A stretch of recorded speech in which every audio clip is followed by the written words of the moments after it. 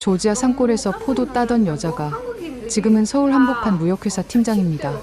7시간마다 버스 한 대 오던 마을에서 살던 그녀는 3분 후 도착하는 한국 지하철을 보고 화장실에서 울어버렸습니다. 도대체 이 나라 한국은 무엇이 그녀의 인생을 바꿔놓았던 걸까요? 지금부터 280만 원보다 더 소중한 것을 찾아 한국으로 날아온 한 조지아 소녀의 믿기 힘든 진짜 이야기 시작합니다. 안녕하세요. 저는 니노 마차벨리예요. 지금은 한국에서 살고 있는데 원래는 조지아 총구석에서 태어났습니다. 수도 트빌리시에서 차로 7시간을 달려야 나오는 진짜 깡촌이었어요. 저희 집은 포도 농장을 한다고 했는데 솔직히 농장이라고 부르기도 민망한 수준이었죠. 그냥 할아버지 때부터 있던 포도밭에서 포도 따서 동네 와이너리에 팔아서 하루하루 버티는 거였어요. 저는 20살 때부터 매일 새벽 5시에 일어나서 포도밭으로 나갔습니다. 손톱에 흙이 끼고 손이 거칠어지는 건 기본이었어요. 어차피 저희 마을 여자들은 다 그랬거든요. 우리 마을이 얼마나 한적한지 아세요? 전기가 맨날 끊어졌어요. 비 조금만 와도 며칠씩 깜깜했죠. 버스는 일주일에 달랑 2번만 왔습니다. 화요일하고 토요일. 그것도 시간표는 그냥 참고용이었어요. 운전기사 아저씨가 술 마시고 늦잠 자면 2~3시간은 기본으로 늦었거든요. 그런데 제게는 소중한 보물이 하나 있었어요. 3년 전에 도시에서 일하던 사촌 오빠가 주고 간 중고 핸드폰이었습니다. 화면에 금 하나가 있긴 했지만 동영상은 잘 나왔어요. 그 폰으로 한국 드라마를 봤죠. 처음엔 그냥 심심해서 본 거였어요. 인터넷 되는 날 뭔가 재밌는 거 없나 뒤지다가 한국 드라마를 발견한 거죠. 제목도 기억 안 나는 평범한 연애 드라마였는데 한 장면 때문에 완전히 얼어붙었습니다. 주인공이 버스 정류장에서 기다리는 장면이었거든요.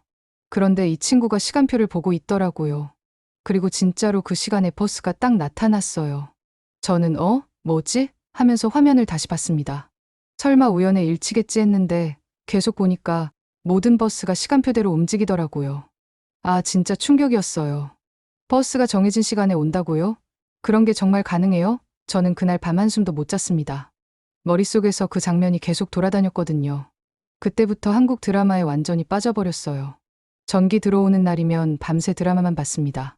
처음엔 자막으로 봤는데 점점 한국 사람들이 하는 말에 귀가 쫑긋해지더라고요. 뭔가 부드럽고 정중한 느낌이었어요. 우리말보다 훨씬 예의 바른 것 같았습니다. 엄마는 제가 밤늦게 폰만 붙들고 있는 걸 엄청 싫어했어요. 니노, 시집도 안 간 애가 그런 쓸데없는 것만 보고 있으면 어떡하니? 매일 똑같은 잔소리였죠. 동네 아줌마들도 마찬가지였습니다. 쟤는 완전히 폰 중독이야. 저런 헛소리나 보고. 그런 말 들으면 짜증났지만 그만둘 수는 없었어요. 한국 드라마 속 세상이 너무 신기했거든요. 지하철이 시간표대로 오고 편의점에서 밤낮 없이 뭐든 살 수 있고 병원 가면 바로바로 봐주고 이런 게 진짜 가능한 일일까 싶었습니다. 혹시 드라마라서 과장한 건 아닐까 생각했지만 뭔가 너무 리얼해 보였어요. 어느 날 밤 포도상자 옆에 쪼그려 앉아서 한국말을 따라해봤어요. 안녕하세요. 감사합니다. 발음이 개판이었지만 계속 연습했습니다. 한글이 정말 예뻤거든요. 동그라미랑 선들이 어우러져서 마치 포도나무 덩굴 같았어요. 그래서 더 마음에 들었나 봅니다. 그때는 몰랐어요. 이 바보 같은 호기심이 제 인생을 완전히 뒤바꿔 놓을 거라는 걸 말이죠.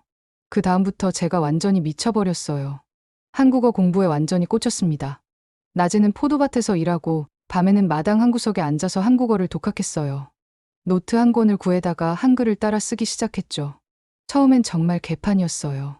기억자 하나 쓰는데도 삐뚤빼뚤했습니다. 그런데 신기하게도 계속 쓰다 보니까 손에 익더라고요. 니은 디귿 리을 이런 식으로 하나씩 외워갔어요. 한글 모양이 진짜 예뻤거든요. 포도나무 잎사귀 같기도 하고 달팽이 집 같기도 하고. 엄마는 제가 밤마다 뭔가 끄적거리는 걸 눈치챘어요. 니노, 요즘 뭘 그렇게 열심히 쓰고 있니? 물어보면 저는 그냥 일기 써요라고 대충 넘어갔습니다. 한국어 공부한다고 하면 또 잔소리 들을 게 뻔했거든요. 그런데 어느 날 들켰어요. 엄마가 갑자기 마당으로 나와서 제 노트를 보더니 이게 뭐야? 이상한 글씨네? 하면서 빼앗아갔습니다. 저는 당황해서 그냥 예쁜 글씨 따라 쓴 거예요 라고 둘러댔어요. 엄마는 한참 노트를 들여다보더니 한숨을 푹 쉬었습니다. 니노야, 시집도 안 간 애가 이런 쓸데없는 공부는 뭐하러 하니? 차라리 그 시간에 요리나 배워. 그러면서 노트를 확 던져버렸어요. 저는 속으로 짜증나 하면서도 노트를 주워서 숨겨뒀습니다. 마을 사람들 반응도 마찬가지였어요. 동네 아줌마들이 모여서 니노 엄마, 쟤 요즘 이상한 거 공부한다던데? 아이고, 저런 건 그냥 시간 낭비야. 유튜브 중독이 확실해. 이런 소리들을 했죠. 저는 그런 말들이 귀에 들어와도 그냥 무시했어요. 내가 뭘 하든 니들이 뭔 상관이야 이런 생각이었습니다. 그런데 진짜 기회가 왔어요. 마을에서 1시간 정도 떨어진 곳에 와이너리가 하나 있었는데 거기서 관광객들을 위한 통역 아르바이트를 구한다는 거였어요. 러시아어나 영어 할 줄 아는 사람 찾는다고 했는데 저는 혹시 한국어도 되나요? 라고 물어봤습니다. 사장님이 한국어? 너 한국말 할 줄 아나? 하면서 신기해하더라고요. 저는 떨리는 목소리로 안녕하세요. 저는 니노입니다. 만나서 반갑습니다라고 말했어요. 발음이 좀 어색했지만 그럭저럭 통했나 봅니다. 사장님이 눈을 동그랗게 뜨더니 오, 괜찮네. 요즘 한국 관광객들이 많이 오는데 딱 좋겠다고 했어요. 첫 출근 날이 정말 떨렸습니다. 한국 관광객 가족이 와이너리에 왔는데 할아버지 할머니랑 아들 부부 그리고 아기 하나 있는 가족이었어요. 저는 심장이 터질 것 같았지만 용기를 내서 다가갔습니다. 안녕하세요. 저는 이곳 가이드 니노라고 합니다. 그렇게 말했더니 한국 할머니가 깜짝 놀라면서 어머, 한국말을 어쩜 그렇게 잘해요? 하시더라고요. 그 순간 정말 기분이 좋았어요. 그동안 혼자서 끙끙대며 공부한 게 헛되지 않았구나 싶었습니다. 그날 저는 포도밭 구경시켜드리고 와인 시음도 도와드리고 사진도 찍어드렸어요. 한국 가족분들이 정말 친절하셨습니다. 특히 할머니가 니노야, 정말 고마워. 덕분에 여행이 더 즐거워졌다고 하시면서 손까지 꼭 잡아주셨어요. 그리고 하루 일을 마치고 받은 돈이 280만 원이었습니다. 우리 돈으로 치면 엄청난 거였어요. 집에 돌아와서 엄마한테 그 돈을 보여줬더니 엄마가 기절할 뻔했어요. 니노야, 이게 정말 하루 번 돈이야? 하면서 돈을 몇 번이나 세어보더라고요. 그 소식이 마을에 퍼지니까 사람들 태도가 180도 바뀌었습니다. 전에는 쓸데없는 공부한다고 뒷담화하던 아줌마들이 이제는 니노가 똑똑하네. 역시 공부를 해야 돼. 이런 소리를 하더라고요. 사람들 참 웃기죠? 그날 밤 저는 포도상자 옆에 앉아서 한국어 노트를 다시 펼쳤어요. 이번엔 숨어서 하는 게 아니었습니다.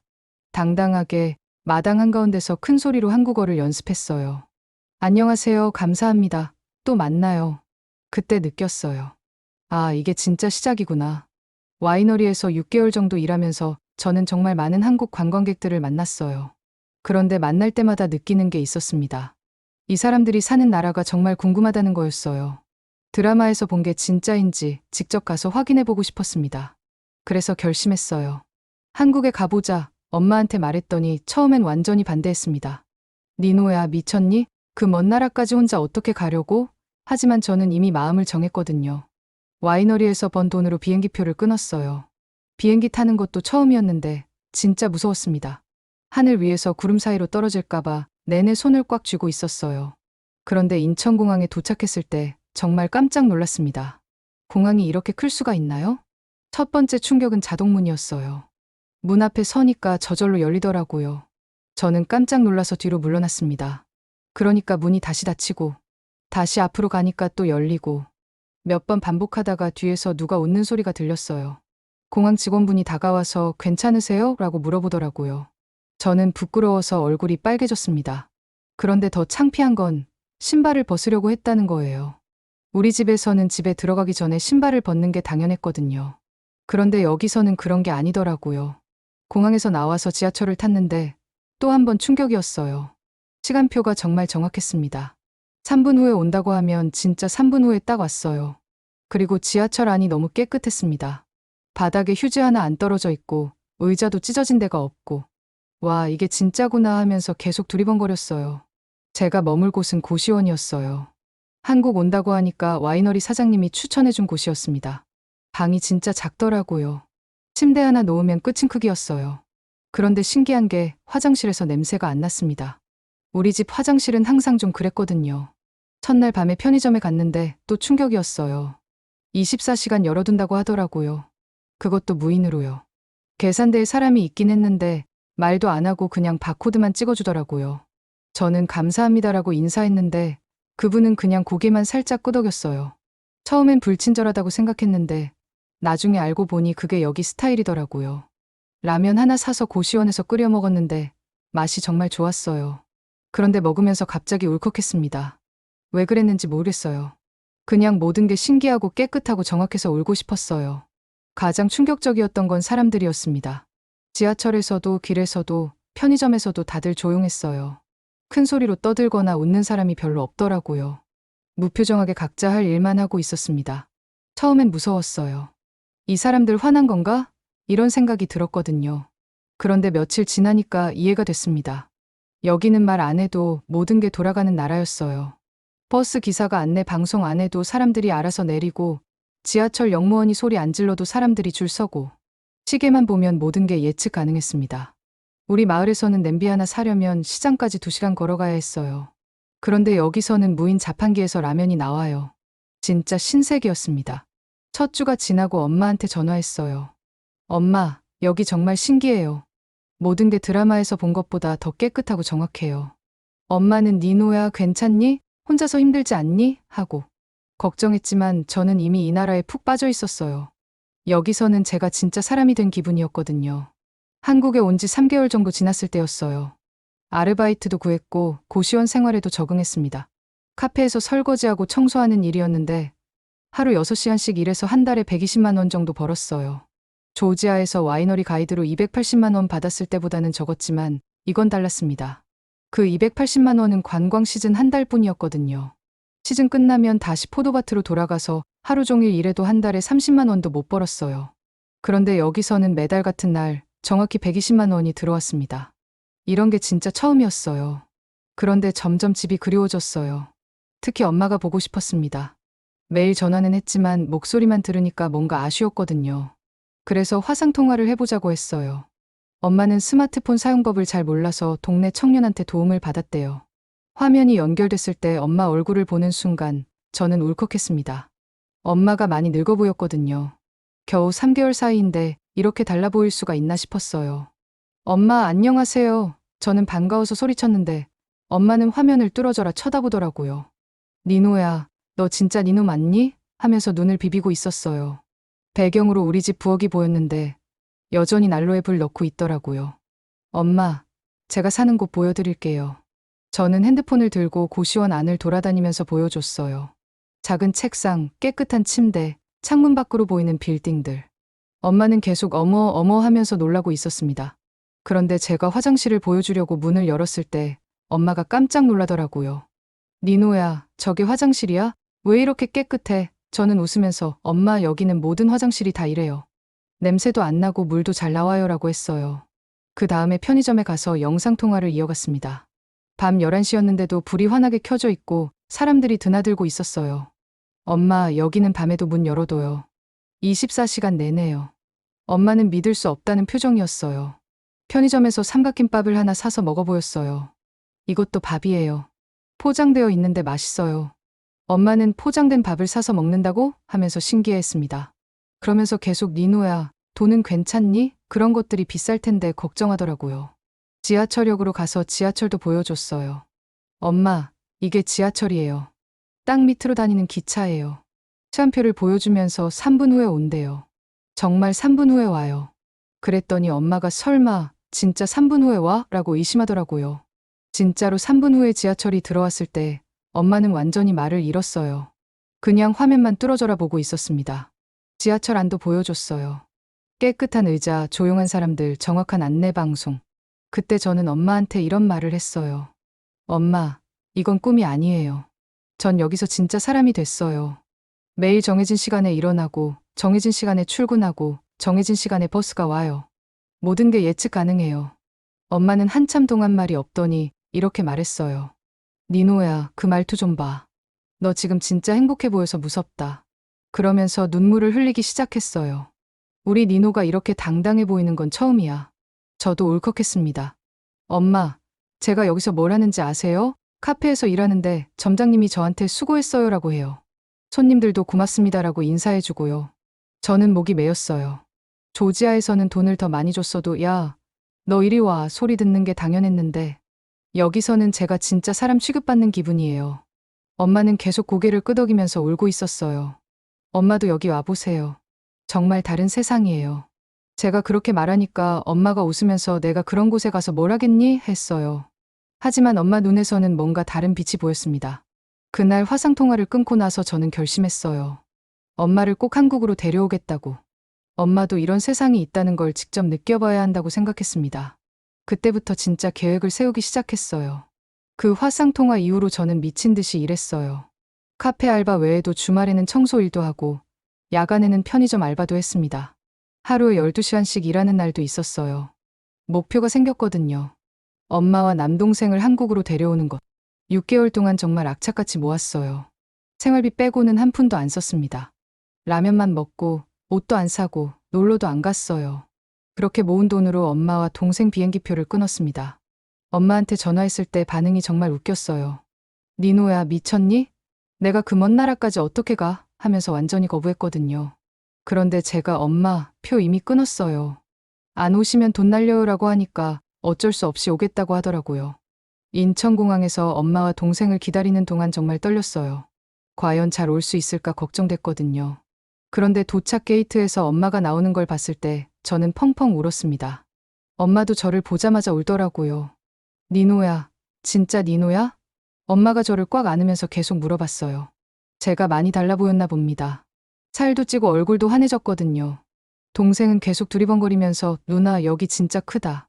천장이 어디 있는지도 모르겠네라고 신기해했어요. 지하철 타고 고시원으로 가는 길에 엄마 반응이 정말 재밌었어요. 지하철이 들어올 때 소리를 듣고 깜짝 놀라더니 이게 진짜 땅 밑으로 다니는 거야? 하면서 창문에 바짝 붙어서 밖을 보고 있었어요. 그리고 역마다 정확히 서는 걸 보고 어떻게 이렇게 정확해? 라고 계속 물어봤습니다. 고시원에 도착해서 제 방을 보여줬어요. 엄마는 이게 니노 방이야? 작긴 하지만 깨끗하네라고 하면서 이곳저곳 만져보더라고요. 특히 화장실 보고는 완전히 기절할 뻔했어요. 세상에, 이렇게 깨끗한 화장실이 다 있어? 그날 저녁에 명동으로 갔어요. 엄마와 동생한테 한국을 제대로 보여주고 싶었거든요. 명동 거리를 걸으면서 엄마가 계속 와 하면서 감탄했어요. 특히 간판들이 밤에 환하게 켜진 걸 보고 전기세는 얼마나 나올까 하고 걱정하더라고요. 김밥 천국에 들어가서 김밥을 시켜줬어요.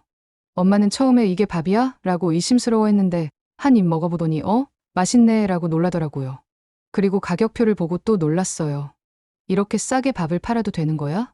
가장 충격을 받은 건 대형 병원에 갔을 때였어요. 엄마가 고혈압이 있어서 검사를 받아보라고 했거든요. 병원에 들어가자마자 엄마 입이 떡 벌어졌어요. 니노야, 여기가 병원이야? 호텔 같은데? 접수하고 기다리는 시간도 정확했어요. 30분 후에 검사 받으세요라고 하면 정말 30분 후에 불러주더라고요. 엄마는 우리 마을에서는 하루 종일 기다려도 의사 한번 보기 어려운데 여기는 뭐야? 하면서 계속 신기해했습니다. 검사 결과도 바로 나왔어요. 혈압약도 바로 처방해주고. 엄마는 이렇게 빨리 다 해주는데 돈은 얼마야? 하고 걱정했는데 생각보다 비싸지 않아서 또 놀라더라고요. 그날 밤 편의점에서 도시락을 사서 같이 먹었어요. 엄마가 도시락을 한 숟가락 떠서 입에 넣더니 갑자기 눈물을 흘리기 시작했어요. 니노야, 이게 뭐야? 왜 이렇게 맛있어? 그러면서 계속 울더라고요. 엄마, 왜 울어요? 제가 물어봤더니 엄마가 이렇게 말했어요. 니노야, 난 여기가 무섭게 좋아. 모든 게 깨끗하고 모든 게 정확하고 사람들이 친절해. 이런 세상이 있는 줄 몰랐어. 그때 저는 확신했어요. 엄마도 이제 이해했구나. 제가 왜 여기서 살고 싶어 하는지 말이에요. 동생도 마찬가지였어요. 누나, 여기서는 약속 시간이 진짜 의미가 있구나. 우리 마을에서는 시간 약속이 그냥 대충이었는데. 그러면서 스마트폰으로 지하철 시간표를 계속 확인하고 있었어요. 3박 4일 동안 엄마와 동생이 한국을 경험하는 모습을 보면서 저는 더욱 확신했습니다. 우리 가족 모두 여기서 새로운 삶을 시작할 수 있다고 말이에요. 엄마와 동생이 조지아로 돌아간 후 저는 본격적으로 가족 초청을 준비했어요. 출입국 사무소에 몇 번이나 갔는데 서류가 이것저것 복잡하더라고요. 그래도 희망이 있었어요. 제가 안정적으로 일하고 있고 한국어도 할 줄 알고 범죄 기록도 없으니까 될 거라고 생각했거든요. 그런데 문제가 터졌어요. 먼저 엄마 건강검진에서 이상 소견이 나온 거였습니다. 고혈압이 좀 심하다고 하더라고요. 담당 공무원이 장기 체류를 위해서는 건강상 문제가 없어야 하는데 이 정도면 의료비 부담이 클 것 같다고 했어요. 저는 제가 의료비 다 부담할게요. 보험도 들겠어요 라고 했는데 그런 문제가 아니다라는 답만 돌아왔습니다. 규정이 그렇다는 거였어요. 아무리 사정해도 소용없었어요. 동생은 더 황당했어요. 비자 신청했는데 조지아 출생증명서에 의심스러운 부분이 있다면서 반려됐거든요. 뭐가 의심스럽다는 건지 물어봤더니 서류 위조 가능성을 검토 중이라고 하더라고요. 저는 어이가 없었어요. 제 동생 출생증명서가 가짜라고요? 그럼 저 서류도 가짜인 건가요? 화가 나서 목소리를 높였더니 담당자가 감정적으로 나오시면 더 불리해집니다라고 경고했어요. 그날부터 저는 미친 듯이 뛰어다녔어요. 조지아 영사관도 가고 서류 재발급도 받고 변호사 상담도 받았습니다. 변호사는 시간이 오래 걸릴 수 있다고 했어요. 몇 개월 아니면 몇 년도 걸릴 수 있다고요. 그 와중에 제 체류 기간도 얼마 안 남았어요. 연장 신청을 했는데 이것도 문제였습니다. 가족 초청 진행 중이라면 본인 체류도 불안정하다는 이유였어요. 완전히 악순환이었죠. 스트레스가 장난이 아니었어요. 밤에 잠도 못 자고 밥도 제대로 못 먹었습니다. 카페에서 일할 때도 자꾸 실수하게 되더라고요. 컵 깨뜨리고 주문 잘못 받고. 점장님이 니노 요즘 많이 힘들어 보이는데 괜찮아? 라고 걱정해 주셨어요. 어느 날은 엄마한테 전화해서 울면서 하소연했어요. 엄마, 한국 공무원들이 우리 가족을 의심해요. 서류가 가짜라고 하고 엄마는 병이 있다고 거절하고. 엄마는 니노야 그냥 집으로 돌아와. 괜히 혼자서 고생하지 말고라고 했어요. 하지만 저는 포기할 수 없었어요. 이미 이 생활에 너무 익숙해져 버렸거든요. 정시에 오는 버스, 깨끗한 화장실, 예의 바른 사람들. 이런 걸 포기하고 다시 조지아 총구석으로 돌아간다는 건 상상할 수 없었어요. 그러던 어느 날 출입국 사무소에서 나오다가 계단에서 쓰러졌어요. 갑자기 어지럽더니 앞이 캄캄해지면서 그대로 뻗었습니다. 깨어보니 응급실이었어요. 의사 선생님이 과로와 스트레스성 실신이에요. 며칠 푹 쉬셔야 합니다라고 했어요. 그때 간호사 언니가 혼자 사세요? 가족은 없고요? 하고 물어보더라고요. 저는 있긴 한데 여기 없어요라고 대답했어요. 병원 침대에 누워서 천장을 보면서 생각했어요. 내가 뭘 하고 있는 거지? 이런 생각이 들더라고요. 조지아에서는 그냥 평범하게 살았는데 여기서는 왜 이렇게 힘든 일들만 생기는 걸까요? 그런데 이상하게도 포기하고 싶지는 않았어요. 오히려 더 간절해졌습니다. 여긴 내가 꿈꾸던 곳인데 왜 자꾸 나가라고 그러지? 이런 생각이 들었거든요. 혼자서 중얼거렸어요. 여기는 제가 처음으로 사람답게 살 수 있는 곳인데 왜 자꾸 시험에 들게 하시는 거예요? 옆 침대 할머니가 얘야 무슨 일이니? 하고 물어보셨는데 저는 그냥 괜찮아요라고 대답했어요. 그날 밤 저는 결심했어요. 절대 포기하지 않겠다고. 어떤 일이 있어도 여기서 살겠다고. 그리고 엄마와 동생도 꼭 데려오겠다고 말이에요. 다음날 퇴원하면서 간호사 언니가 몸 관리 잘하세요. 혼자 사는 거 쉽지 않죠? 라고 하시더라고요. 저는 네. 하지만 여기가 좋아요라고 대답했어요. 정말이었어요. 힘들어도 여기가 좋았거든요. 병원에서 나온 후 며칠 동안 정말 막막했어요. 혼자 고시원에 앉아서 계속 울기만 했습니다. 그런데 이상한 일이 생겼어요. 동대문에서 만난 한 아줌마 때문이었어요. 그 아줌마는 제가 자주 가던 반찬가게 사장님이었어요. 처음에는 그냥 손님이었는데 몇 번 가다 보니까 정이 들었거든요. 제가 김치 사러 갔는데 표정이 안 좋았나 봐요. 얘야, 무슨 일 있니? 요즘 얼굴이 왜 그래? 하고 물어보시더라고요. 저는 처음에 괜찮아요라고 했는데 아줌마가 괜찮은 게 어디 있어? 김치 하나 담아줄게. 공짜야 라고 하시면서 김치를 챙겨주셨어요. 그러면서 혼자 사는 거 힘들지? 아줌마도 옛날에 고생 많이 했어 라고 하시더라고요. 그날 집에 와서 그 김치를 먹는데 갑자기 눈물이 났어요. 조지아에서도 이웃들이 이렇게 챙겨주지는 않았거든요.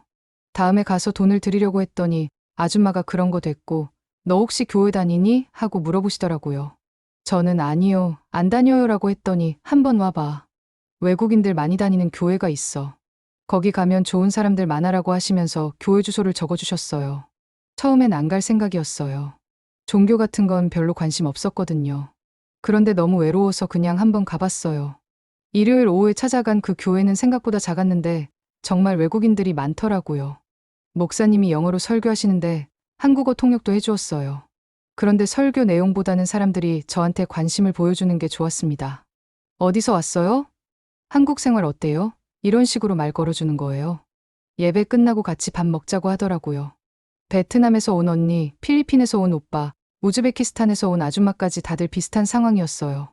외국인으로 한국에 와서 힘들게 살고 있는 사람들이었습니다. 베트남 언니가 나도 처음에 비자 문제로 진짜 힘들었어. 근데 여기 사람들이 많이 도와줬어라고 하더라고요. 필리핀 오빠는 형이 변호사 아는데 소개해줄까? 라고 했어요. 우즈베키스탄 아줌마는 우리가 뭉쳐야 해. 혼자서는 힘들어라고 말해주셨습니다.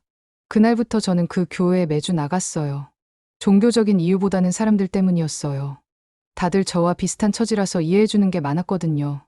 어느 날 베트남 언니가 니노, SNS 한번 해봐. 내 이야기를 사람들한테 알려봐라고 제안했어요. 저는 그런 거 어떻게 해요? 라고 했더니 유튜브나 인스타그램에 영상 올려봐. 한국 사람들이 네 이야기 들으면 도와줄 거야 라고 하더라고요. 처음엔 말도 안 된다고 생각했어요. 제가 뭐라고 사람들이 관심 가져주겠어요? 그런데 교회 사람들이 계속 해봐 하고 부축이니까 결국 핸드폰으로 영상을 찍어봤어요. 안녕하세요. 저는 조지아에서 온 니노입니다. 한국에서 살고 싶어서 왔는데 가족을 데려오는 게 너무 어려워요. 이런 식으로 어색하게 말했는데 교회 언니들이 좋다 하면서 업로드 해주었어요. 처음 며칠은 조회수가 몇십 개뿐이었어요. 그런데 일주일 후에 갑자기 조회수가 올라가기 시작했습니다. 댓글도 달리기 시작했어요.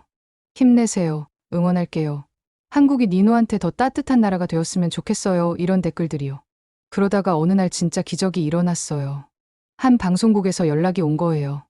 니노 씨 이야기를 뉴스에서 다루고 싶다는 거였습니다.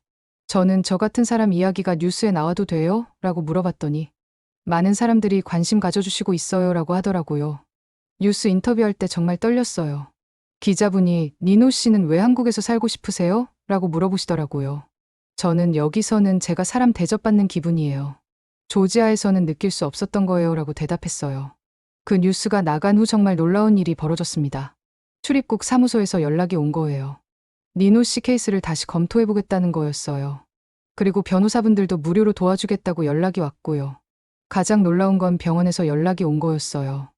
니노 씨 어머님 건강검진을 다시 받아보시죠. 저희가 도와드리겠습니다 라고 하더라고요. 그때 깨달았어요. 혼자서는 안 되는 일도 사람들이 함께하면 가능하다는 걸 말이에요. 김치 주신 아줌마부터 시작해서 교회 사람들, 그리고 모르는 분들까지 모두가 저를 도와주고 있었어요. 한국이 정말 따뜻한 나라라는 걸 그때 느꼈습니다. 그 뉴스가 나간 후 정말 기적 같은 일들이 연달아 일어났어요. 먼저 병원에서 엄마 재검진을 해주셨는데 이번에는 결과가 완전히 달랐습니다. 혈압약만 꾸준히 드시면 문제 없다는 소견이 나온 거예요. 의사 선생님이 이전 검사에서 일시적으로 수치가 높게 나왔나 보네요 라고 하시더라고요.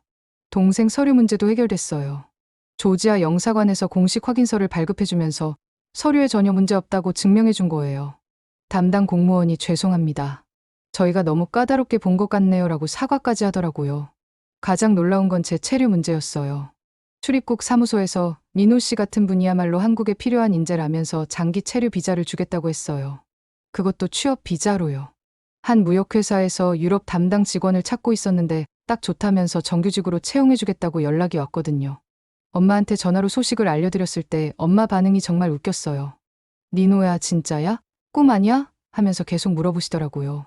저는 엄마, 이제 정식으로 한국에 오셔도 돼요. 제가 모실 수 있어요 라고 했어요.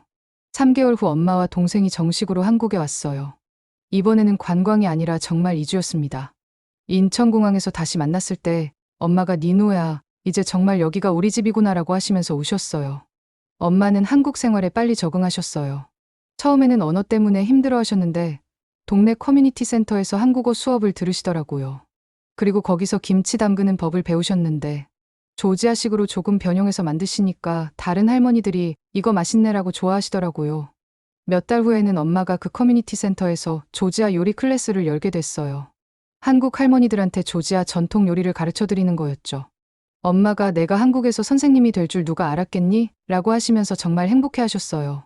동생은 처음에 H 취업 비자로 왔는데 일 배우는 속도가 엄청 빨랐어요. 물류회사에 취직해서 열심히 일하더니 1년 만에 팀장급까지 올라갔어요. 그리고 태권도장도 다니기 시작했는데 지금은 2단까지 땄답니다. 누나, 한국에서는 노력하는 만큼 인정받는 것 같아라고 하더라고요.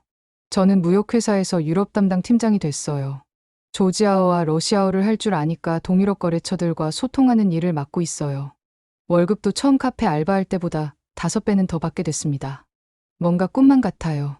작년에는 정말 기뻤던 일이 있었어요. 세 식구 모두 영주권을 받은 거예요. 출입국 사무소에서 영주권 카드를 받을 때 저희는 셋이서 울면서 기념사진을 찍었어요. 그 사진을 조지아에 있는 친척들한테 보내니까 다들 와, 진짜 대단하다고 놀라더라고요.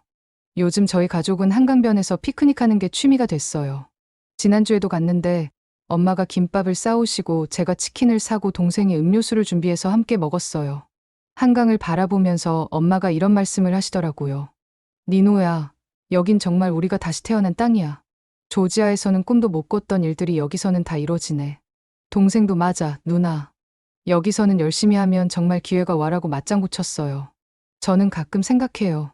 조지아 산골 포도밭에서 중고 핸드폰으로 한국 드라마 보던 그때를 말이에요. 그때는 그냥 호기심이었는데 그 작은 호기심이 제 인생을 완전히 바꿔놓았어요. 지금 저는 회사에서 조지아나 우즈베키스탄에서 온 실습생들을 돌봐주는 일도 하고 있어요. 그 친구들이 처음 한국에 왔을 때 겪는 어려움을 누구보다 잘 아니까요. 니노 누나 덕분에 한국 생활이 훨씬 쉬워졌어요 라고 말해주면 정말 뿌듯해요. 어제도 새로운 키르기스스탄 친구가 누나 한국어 어떻게 배웠어요? 라고 물어보더라고요. 저는 드라마부터 시작했어. 그리고 포기하지 않았어 라고 대답했어요. 조지아 산골에서 자라난 소녀가 한국에서 온전히 사람이 됐습니다. 그리고 저는 오늘도 누군가의 꿈을 통역하고 있어요. 정시에 오는 버스처럼, 깨끗한 화장실처럼, 24시간 편의점처럼 당연한 일상들이 누군가에게는 꿈이라는 걸 잊지 않으면서 말이에요. 포도밭도 달콤했지만 여기가 훨씬 더 달콤해요. 여기가 바로 제 진짜 고향입니다. 그런데 여러분은 어떻게 생각하세요? 혹시 여러분 주변에도 니노 같은 사람이 있지는 않나요? 작은 관심과 따뜻함이 누군가의 인생을 완전히 바꿀 수 있다는 걸. 우리는 얼마나 자주 잊고 살고 있을까요? 오늘도 제 이야기에 귀 기울여 주셔서 고맙습니다. 여러분의 따뜻한 마음이 저희 영상의 가장 큰 힘입니다. 건강하시고 늘 평안하시길 바랍니다.